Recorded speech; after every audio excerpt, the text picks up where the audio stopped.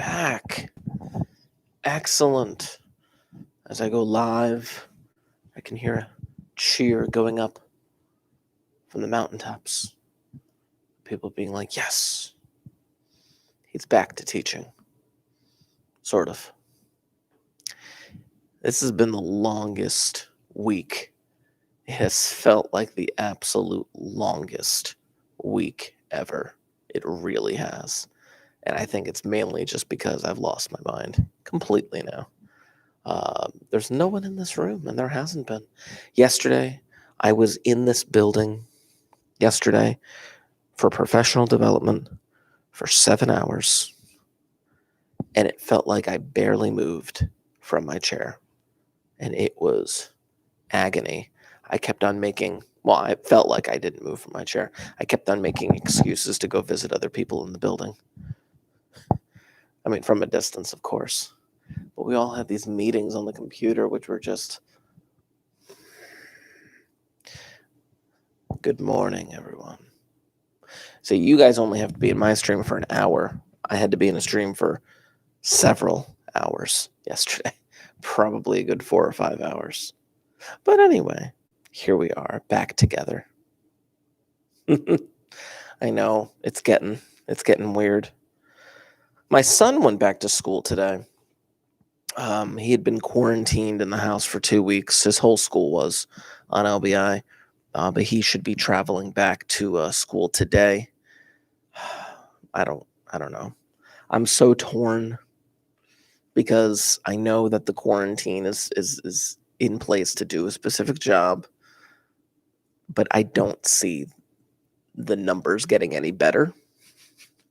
Number one. And number two, I kind of see like students kind of also getting stir crazy from not being... Anyway, whatever. Let's talk about this class. You have 3 total classroom appearances, including today. You have today and Thursday, which we will spend reviewing for said final exam in probability/statistics. And then you have your actual final exam, which, according to what I see, is scheduled for Monday, the 25th. Supposedly, Monday, the 25th, you will be back in my classroom one last time to take a final exam. I have that all set up and ready to go. I have a PDF review that I am going to post on Google Classroom in a moment. I know it is a Monday, but I am going to post a PDF review that we will go through as best we can today and on Thursday in preparation for the final exam on Monday. Reminders to you all. Reminders. I had posted... When did I post this? I posted this on January 15th, which was last Friday. I posted this on Friday. I already have a couple people who turned it in. I haven't actually looked at that yet. Nice. But I have an assignment for you all to get done for me. Excellent. Sorry, I was just looking at who had turned it in. But that assignment would be based on linear regression. It is a major. It is basically like one big problem that you got to do. The directions are all on the PDF, and you guys should be able to knock that out. It is due tomorrow by 2 p.m., and I will expect that to be done. So I will give reminders to you as we move forward.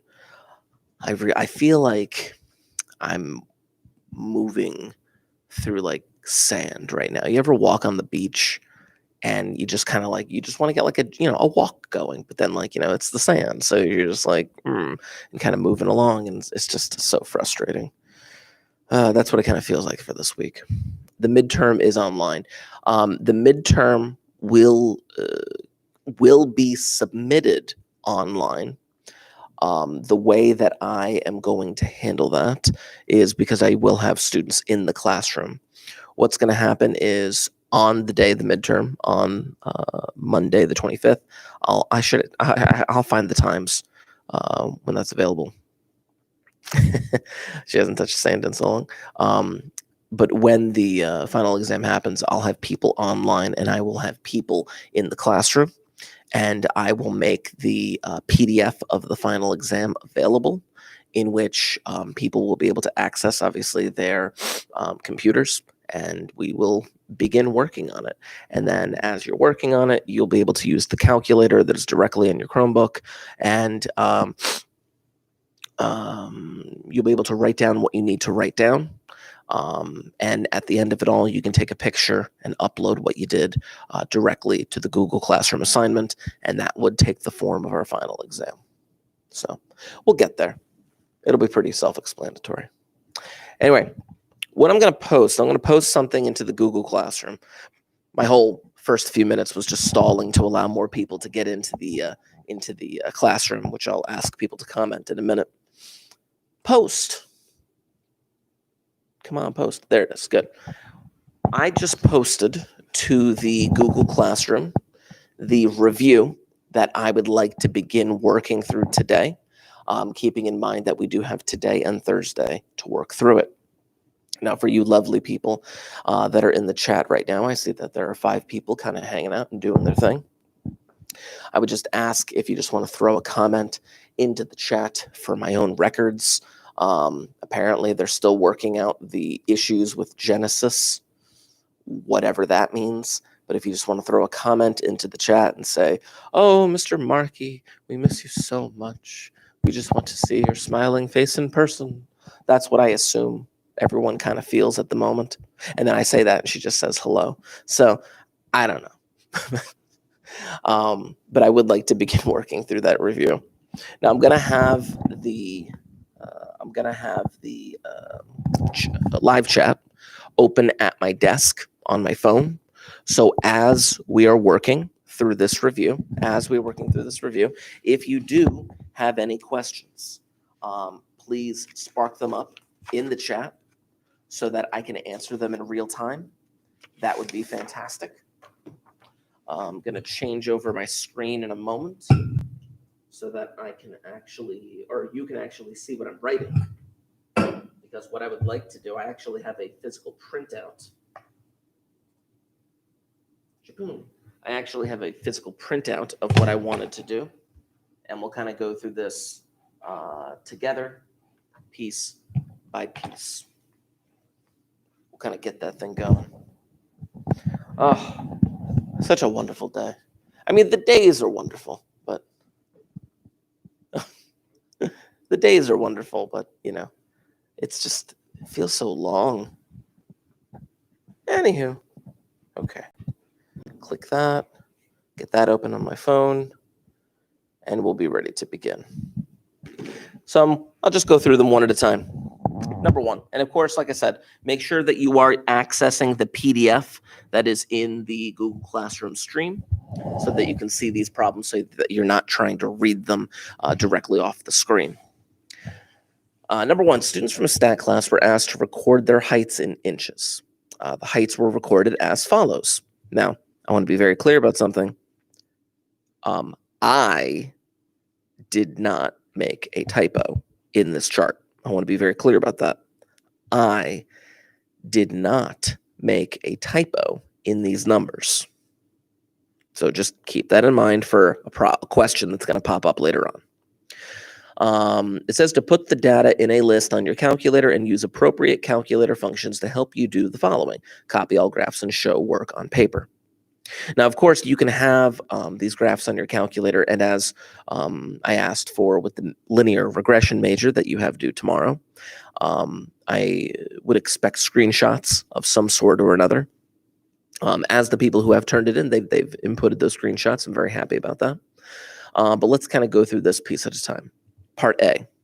Now, Part A is asking for you to make a box and whisker plot. You can have the calculator do that for you.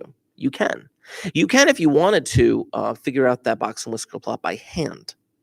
And I'm going to show you how you can utilize the calculator to actually get the pieces of information that you need.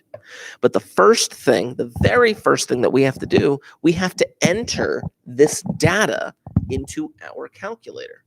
So let me open up my calculator on my screen right here, and I'm going to need to enter in that data.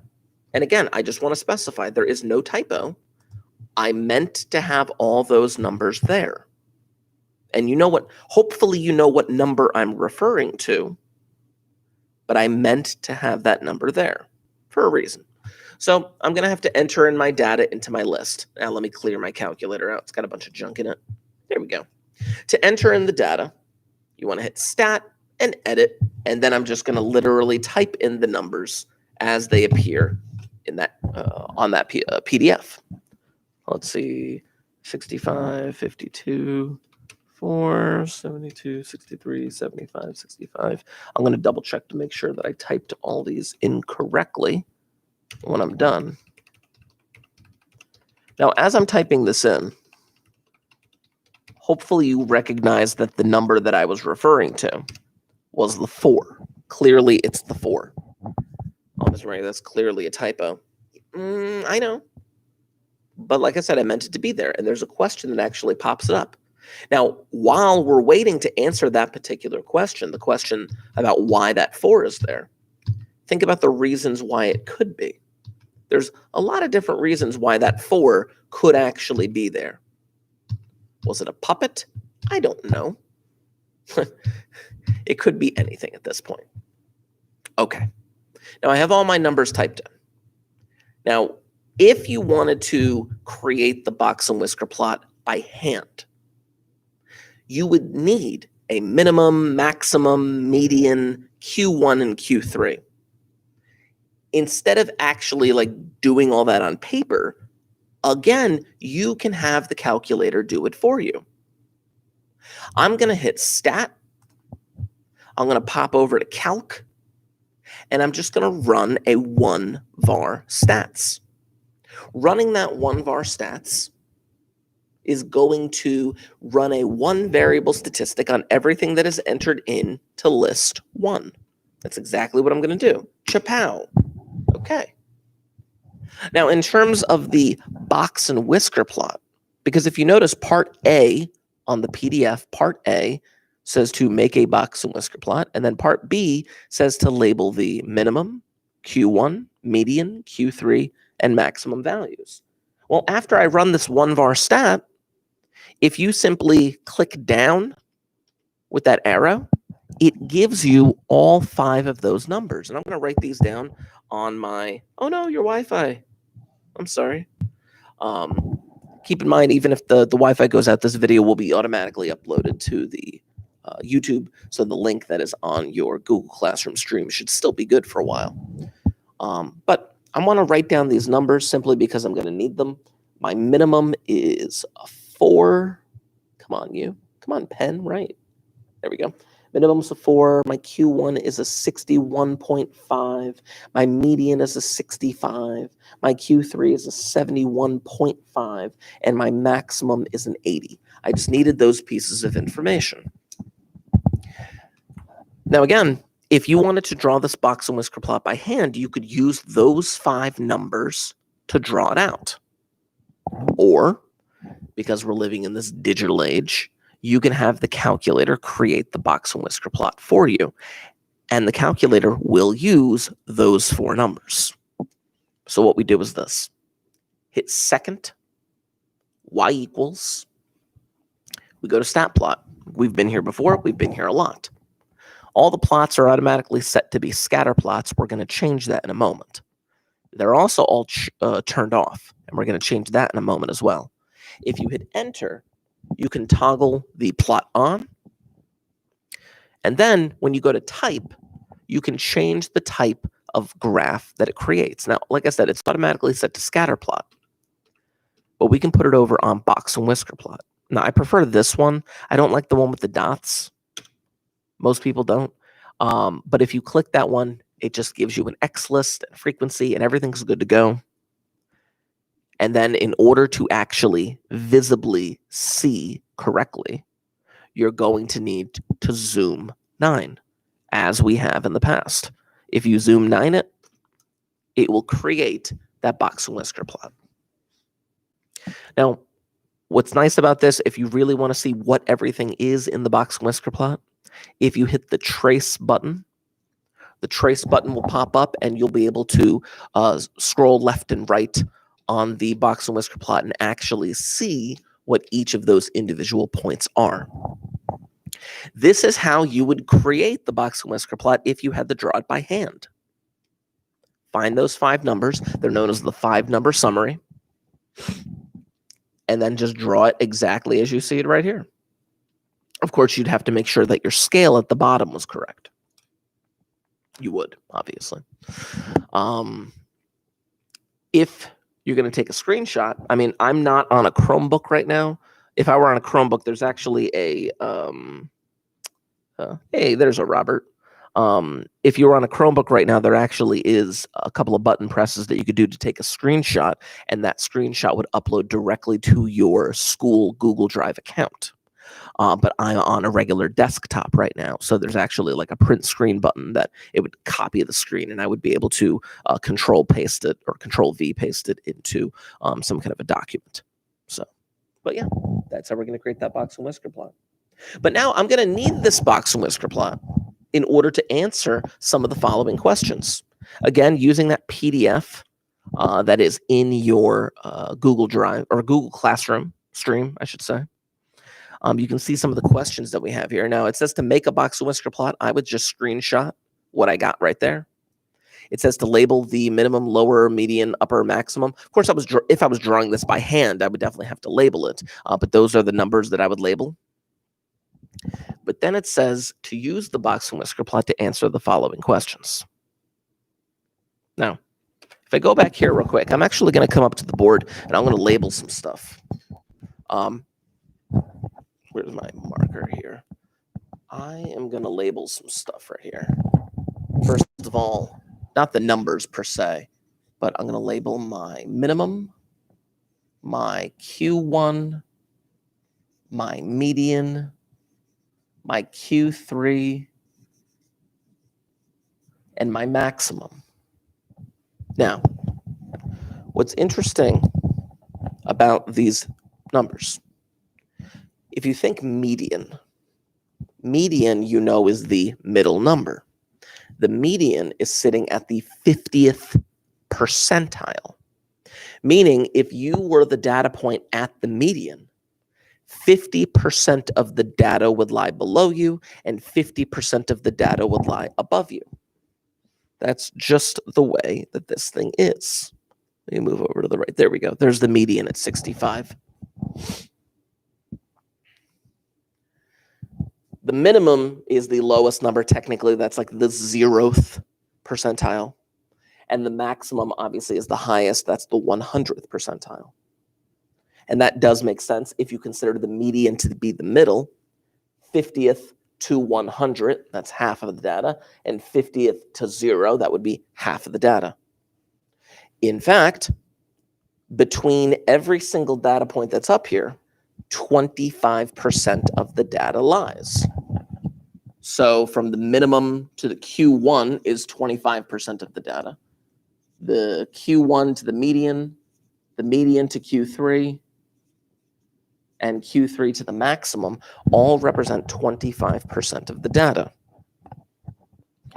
So now let me go back to that PDF that is on your Google Classroom stream, and let me look at the next question. Part C, using the box and whisker plot, answer the following questions. The middle 50% of the students has heights between what and what?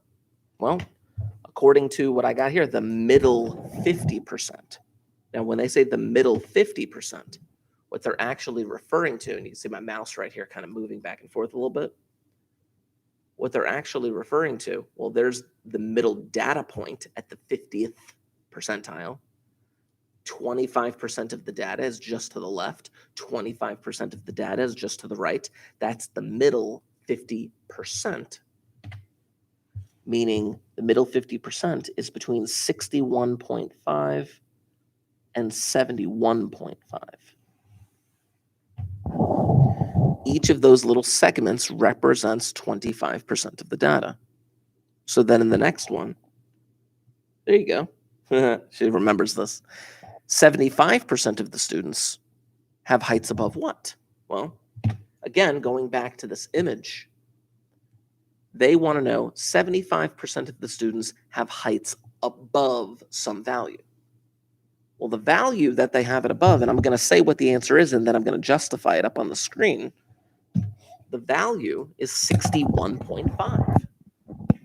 The reason being is because if you were at Q1 right here at 61.5,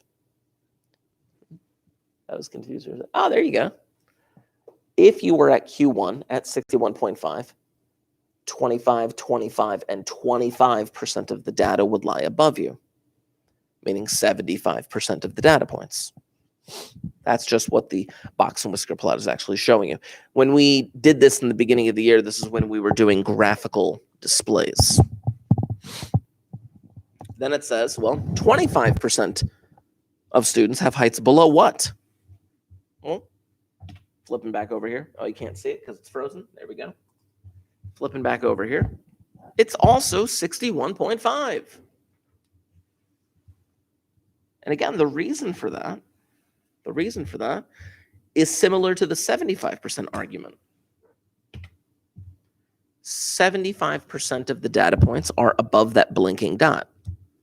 25% of the data points fall below that blinking dot. That is the nature of the box and whisker plot.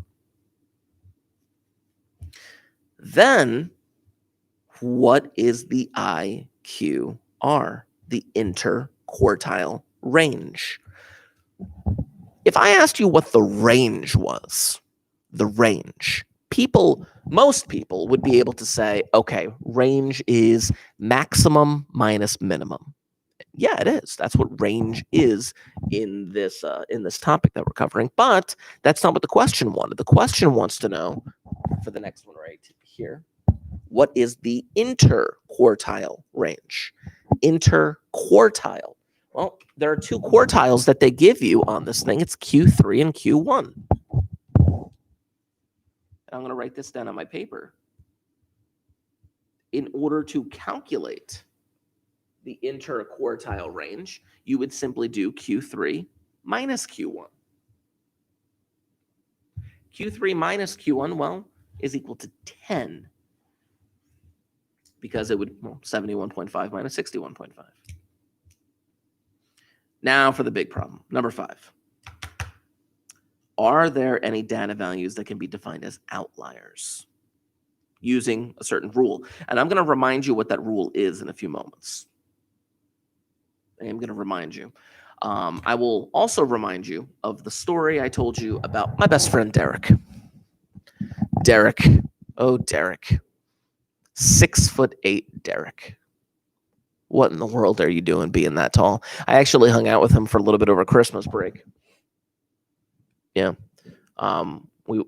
He was visiting from Texas and went over to his parents' house in Settlers and hung out in the backyard for a bit. And then we went to go get some food outside. Although it was too cold to stay outside. But whatever. He's so tall. But he's an outlier. Oh, Mr. Markey, how do you know he's an outlier? Well, just look at him. No, that doesn't cut it, Mr. Markey. You can't just say, just look at him to determine whether or not he's an outlier. Oh, man. No, there are pictures of me and Derek and the height difference. What's really funny is that I was actually just showing my kids wedding photos this past weekend. And Derek was the best man at my wedding. And the photographer tried to take the picture in such a way where the height difference wasn't as noticeable. And we were standing next to each other. So first the photographer, I was standing up on a little ledge, and the photographer had Derek stand on the ground, and the photographer literally is lying on the ground trying to do an upward shot to hide the fact that he is over a foot taller than me. I know you do. I'll have to see what I can find. All of my photos are are digital on the computer at home. But anyway, back to this. But Derek's an outlier. But I can't just say that Oh, it kind of worked. It kind of worked. He's still, even though he's standing on the ground and the camera is like angled upward, he's still clearly taller than me. But the rule that you guys need to recognize, the rule that I'm going to write down, the rule that we need to utilize in order to get this thing, you know what? I'm going to draw it on a separate sheet of paper right here, and I'm going to erase that stuff on the board in a moment. But the rule that they are referring to is this.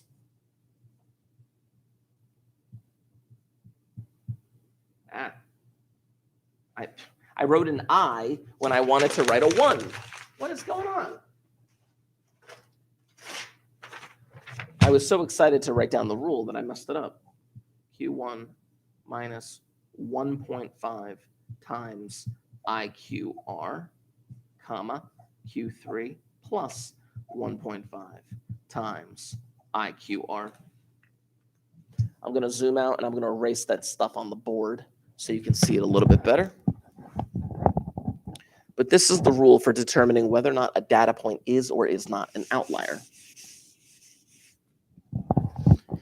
If you were to calculate this particular range, the first quartile minus 1.5 times the IQR and Q3 plus 1.5 times the IQR, that range would give you all of these suitable data points that would be considered usual or normal or whatever you want to call them.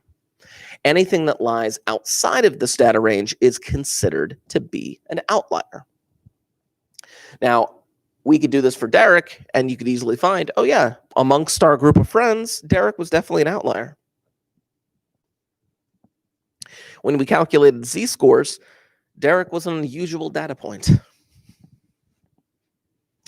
Now, in the data point, or in the data that we were given, I believe it's very clear that we do have an outlier, and it's the minimum of 4. But this is how we prove it. So I'm going to calculate this range. Q1 was 61.5, and I'm going to have to do minus 1.5 times 10 because that was the IQR was 10. And then I would have to do 71.5 plus 1.5 times 10. If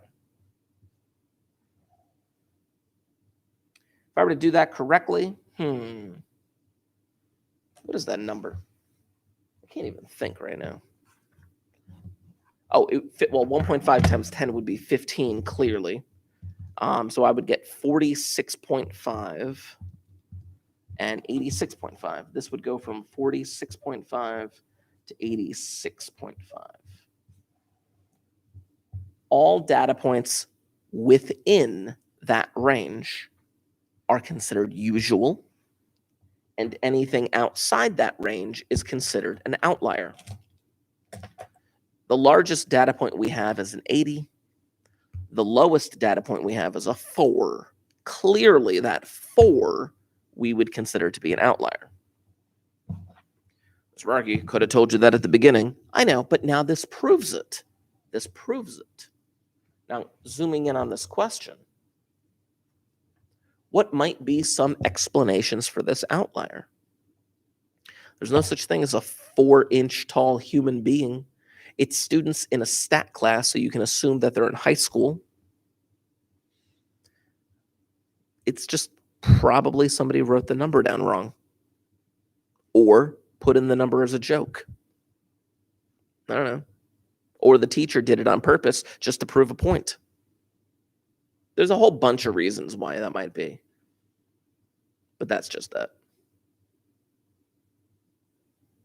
Now, what I want to do, I'm going to alter a couple of these next questions. I want to alter a few of these next questions. First, this is an old review that I tried modifying. I tried getting rid of some questions that I didn't want. Stem and leaf plot, those are not as important as a lot of the other things that we're doing. But just for the sake of argument, you've probably seen a stem and leaf plot in the past. But maybe it's been a minute. But a stem and leaf plot would basically be something like this. The lowest data point is a 4.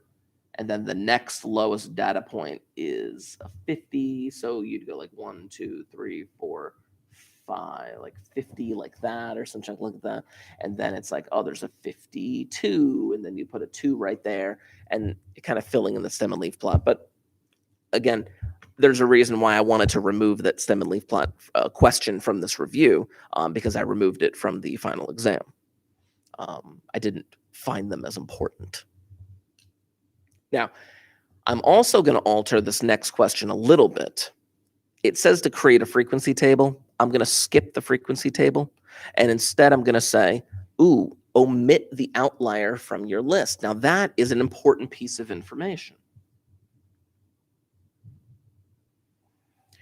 A good statistician, if they determine a data point to be an outlier, which we have, should run the analysis again by omitting the outlier from your list. Now, we just ran the analysis with the outlier, and now that we determined it to be an outlier by mathematical proof, we can remove it and run the analysis again for comparison. That is always a good practice, which is exactly what I'm going to do. Oh, wait, it's not on that calculator. It's on this calculator. So let me run this again. Stat, edit, go down to the 4. I'm going to delete it. It's gone. And now I'm going to rerun this analysis. Let me rerun a 1-var stat. Boom. Well, most of the data is down here, but look what happened. The median stayed the same. Q3 changed slightly. The maximum still 80. Q1 changed slightly, but the minimum changed drastically because, yes, we removed that outlier. Now, I believe that the box and whisker plot is still turned on. Yes, it is. So let me just do the zoom 9. There's the brand new box and whisker plot. Looking a bit more regular. Looking like it doesn't have an outlier dragging that thing down. That's what that minimum outlier actually does. It drags everything down. It drastically increases the standard deviation. It drags down the average. But you run the analysis both with and without the outlier. And that would be phenomenal. Let's look at another graph. Now, I want to put that 4 back in real quick before we look at this other graph. Let me insert it where it belongs. You don't have to worry about inserting it. I'm just putting it right back there. There's the 4. It's back in. I'm going to create a histogram. Watch this. And then I'm going to remove the 4 and then do it again. Second, y equals. I'm going to change the graph to a histogram, as you can see right there.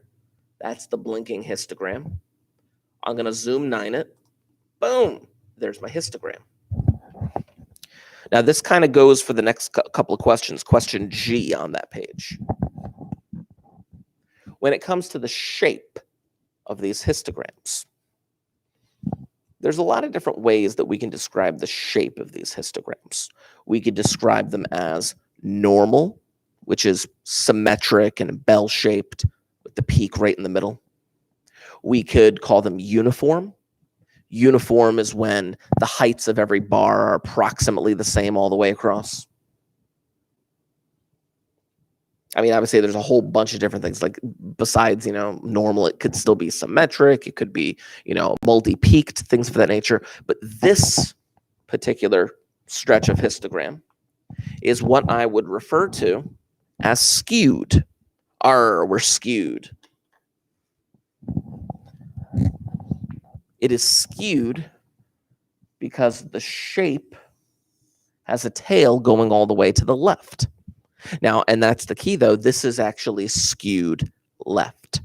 It's skewed left. If you have skewness, the direction of that skewness is wherever the tail is. This is skewed to the left. just as a side note. Now, being that it's skewed to the left, I'm going to write down a couple of these points in a moment. But being that it's skewed left, there are a couple of pieces of data that we should use when describing this distribution. Yes, I can describe the shape being skewed left, but I should also describe a center. I should also describe a spread, and I should also describe any unusual features. That sounds vaguely familiar. Let me go back to my paper real quick. I want to write something down. Earlier on in this school year, much earlier on in the school year, I introduced the concept of CUSS. C-U-S-S. I almost put like an S first. I'm way off today. CUSS. Don't forget to CUSS.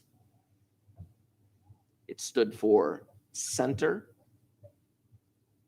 unusual features, shape, and spread. That I can't see it. There it is. But that is what CUSS stood for. And this is how we describe the shape of these distributions. Now, a couple of things to this, and I'm going to split this in half.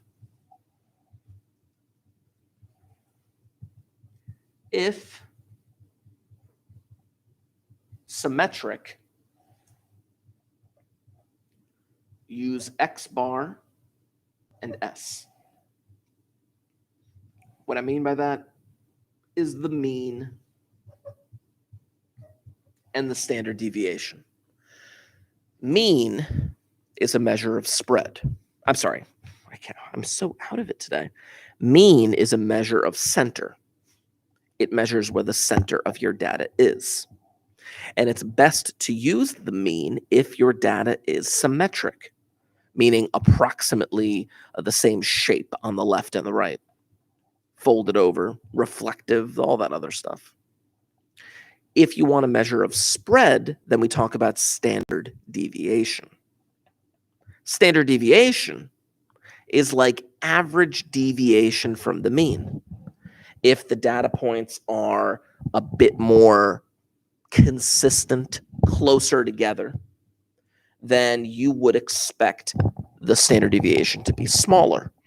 If the data was spread out, more varied, more chaotic, less consistent, then the standard deviation will be larger. But if it's symmetric, use standard deviation. If skewed, which we're going to do in a moment for the histogram that I just showed you, you should use the median and IQR to determine the center and the spread. The median would give you the 50th percentile data point, and the IQR would be the difference between Q1 and Q3. Both standard deviation and IQR are measures of spread, but you would use one over the other depending on the shape of the distribution. So going back to this skewed left situation, if I want to describe this distribution, I would have to use the median and the IQR, which we already have the median and the IQR. That was 65 and 10 if you kept the outlier in there. If you want to talk about unusual features being the U, then you could talk about the outlier, which we determined, yes, indeed, that was an outlier. That covers all of the CUSS for that particular distribution. Oh yeah, the median was 65. That's the center. Unusual features, well, it seemed to have an outlier. And we proved that. Here's the information behind that. The shape is clearly skewed to the left. And the spread, well, I will determine the IQR, which is 10, in order to determine the spread. But Once we remove the outlier, there, I've removed the outlier. Zoom 9 it. This thing is now what I would deem to be symmetric. Now, it's not perfectly symmetric. It's not perfect. It doesn't have to be perfect. It just has to be close enough. It just has to be close enough. And this thing is definitely symmetric. And if it's symmetric, then you're going to want to use X bar, which I will show you how to find that in a moment again, which is the mean. Unusual features, well, now there are no unusual features now that you've removed the outlier. The shape is symmetric. In fact, it's symmetric bell-shaped. You could even say this is close to being normal, nearly normal. And the spread, well, the spread would be determined by the standard deviation. So I'm going to go back to my calculator. I am going to find those pieces of data. Now that I have removed the outlier, stat, calc, 1var stat, boom. There is X bar. There is the standard deviation S. It gives you all of that information right there. It's really nice, actually. But that's how we would go about that. You can even see some of the questions on this particular review. If I go back to the review real quick. You can even see some of the questions on this review where it says, what is the shape of the histogram? And we talked about that using your table or histogram. What is the problem? Oh, we'll talk about that another day. H. I'm going to put a star next to H so that I know to come back to it on Thursday. And then it says to find the mean, median, mode, standard deviation, range of the original data. And then how would the mean, median, mode, range, standard deviation be affected if the 4 were to change to a 60? Oh, no, that's an interesting situation. That is interesting. Let's actually do that while I finish up this first page. This first page had a lot of information on it. But let's actually do that. I'm going to put the 4 back in a moment. But I'm going to do with the 4 and without the 4. There we go. With the 4, they want to know what is the mean, the median, the mode. Nobody uses mode. The range, and the standard deviation. Oh, with the 4 and then without the 4, meaning it turned into a 60. There we go. That's what they actually want. They wanted it to turn into a 60. So let me go back to my calculator. Let me put that 4 back in right here. It doesn't matter where it goes. I just like putting it there. Let me run the 1var stat again. Okay. My mean was 63.25. My median, we already knew this one, it was 65. I'll talk about mode in a moment. The range was 76, highest minus lowest, and the standard deviation was 16.53. Flip that back. There we go. If you're going to talk mode, mode is just the number that pops up most often. I could do this a lot easier. Let me sort my data. I don't sort L1. Done. Let's see. 64, 65, 67, 74. Ugh, that's terrible. I hate modes so much. 64, 65, 67. It's such a useless piece of data. 74. But people like it. They're like, oh, the number that shows up most often. Like, ugh. Let me change that data point. 4 to a 60, which now there's two 60s. So now the new mode, I'm writing it down and then I'll switch over so you can see it. The new mode is that. Again, useless piece of data. But I'm going to rerun the analysis to get the other pieces of data to see what happens if you changed that 4 to a 60. Stat, calc, 1 var stat, boom. My mean is now that. I'm just going to write them down. I'm going to show you what I did. My standard deviation is now that. My median is now that. And my range is now that. Okay. Let's see what happened. Now, the mean. What happened to the mean?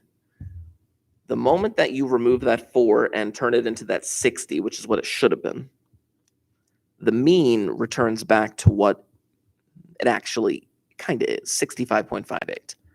If you include that 4 pulls the mean down. It pulls it down. It affects it like a weight holding it back. The median did not change. Median didn't change. The median is kind of impervious, quote unquote, to outliers. I mean, it potentially could change, but it doesn't often. The range clearly drastically changed. I would have preferred to look at IQR, but whatever. But the more interesting thing is the standard deviation. When you had that outlier in there, your data was much more spread out. Thus, your standard deviation was larger. Average deviation from the mean. But when you change that 4 to a 60, the standard deviation shrunk by half. That's what happens. Your data is much more consistent, doesn't really have outliers, deviates less often from the mean. That's what that thing does. Wunderbar.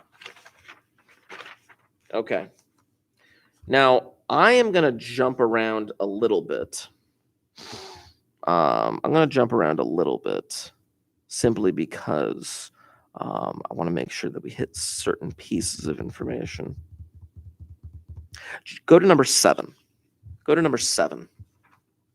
So on this review, on the second page near the bottom, I want to talk about something from earlier on in the school year. Move that up a bit so you can see that better. There we go. Well, again, you have your own papers. In the Google Classroom stream, you have this paper. So I'm just putting it up there for the sake of argument. What is the problem with the statement shown here? In the beginning of the year, when we first started doing statistics, there wasn't really a lot of calculating numbers. It was more along the lines of just, okay, how do I word this? What's the proper procedure for collecting data, for analyzing data, things of that nature? Wasn't really a lot of calculations. A researcher wished to gauge public opinion on gun control. He randomly selected 1,000 people from among registered voters and asked them the following question. Do you believe that gun control laws which restrict the ability of Americans to protect their families should be eliminated? Identify the abuse of statistics and suggest a way the researchers' methods could be improved. Now, there was a lot of different types of bias that we talked about at the beginning of this school year. And of course, I would like to refresh you on a lot of those things. Some of them are kind of logical, so to speak. Like, there's voluntary response bias. Well, if you allow people to volunteer, then you're only going to get a certain type of person, which could heavily affect your results. Okay, absolutely, yeah. We talked about non-response bias. Non-response bias was when, okay, well, either the topic that's being asked or something along those lines, there are certain people that are saying, no, thank you, I don't want to participate in your study or survey. And then those people have a much different opinion than the people that did answer. The non-response bias could heavily affect the results as well, the actual true results. We talked about undercoverage, the idea that there was a certain subgroup within the population that, unfortunately, for one reason or another, were not randomly selected. For example, if you just started cold calling people right now at or not right now, it's probably 8, 10 in the morning. If you started randomly calling people at 10, 11 o'clock in the morning, you would pretty much only be getting retired people or people who just work at night and mainly stay-at-home moms and stuff like that. You wouldn't really get a good, the working population, the 9 to 5 people who work, in offices or some junk like that. You wouldn't get to them. But the bias that is happening here is known as response bias. Response bias is when you have something within the design of the study or survey that could affect the way that people respond. Response bias typically pulls upon people's emotions, uses certain type of words or language in order to elicit a certain type of response. So when the person here says, do you believe that gun control, which restrict the ability of Americans to protect their families, should be eliminated? Well, that phrase, which restrict the ability of Americans to protect their families, is definitely the response bias.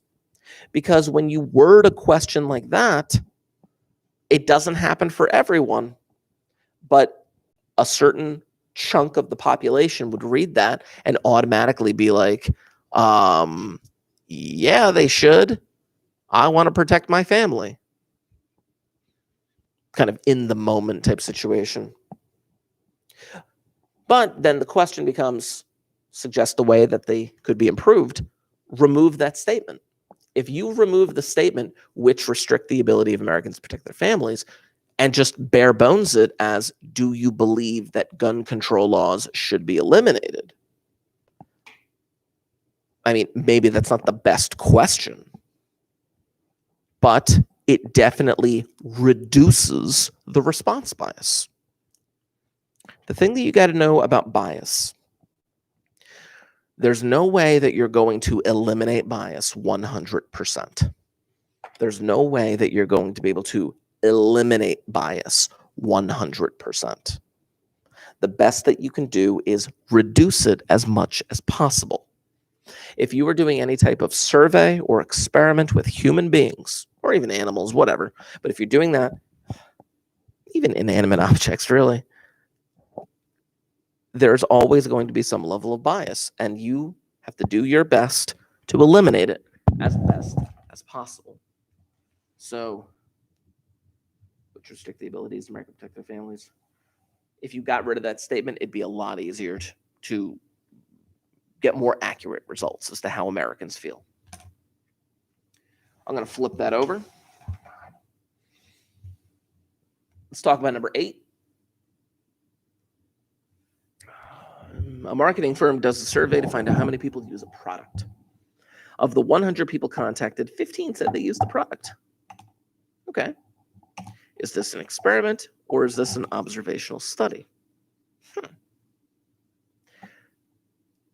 In an experiment, there's some level of manipulation. There's some level of a treatment. A treatment would be in the form of, okay, everything else in the experiment is the same except for this one thing, like a pill that I'm going to have them take. Or maybe I bring in 100 people to use the product under certain conditions.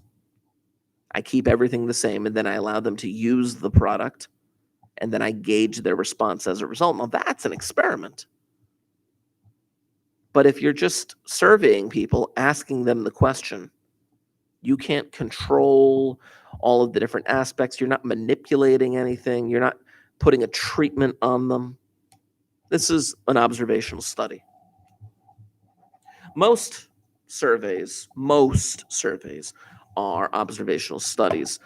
You could turn a survey into an experiment by asking some people one question and other people a slightly different worded question.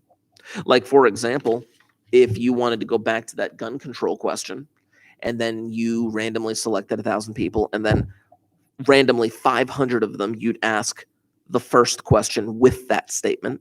And then the second group of 500, you'd ask that question without that statement. That would be an experiment because that would be the treatment, the manipulation. But in this case, there's no manipulation. Finally, we'll wrap up with number 9 today. And then, like I said, Thursday, we'll finish up whatever we didn't do today. But number 9, what type of sampling is used here? Now, random is in reference to simple random sample. SRS is what they refer to it, random.